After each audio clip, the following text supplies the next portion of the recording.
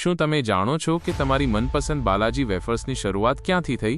આજે આપણે એક એવી અદ્ભુત યાત્રા વિશે વાત કરીશું જે એક નાના ગામડામાંથી શરૂ થઈ અને અબજોના સામ્રાજ્યમાં ફેરવાઈ ગઈ. વાત છે 1970ના દાયકાની.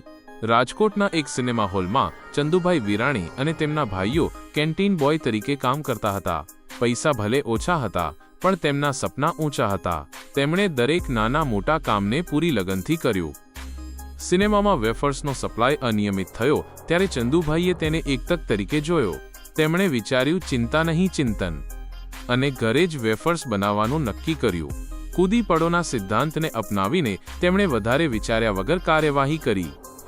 તેમની ગુણવત્તા અને સ્વાદ એટલા ઉત્તમ હતા કે લોકો તરત જ તેના દીવાના બની ગયા.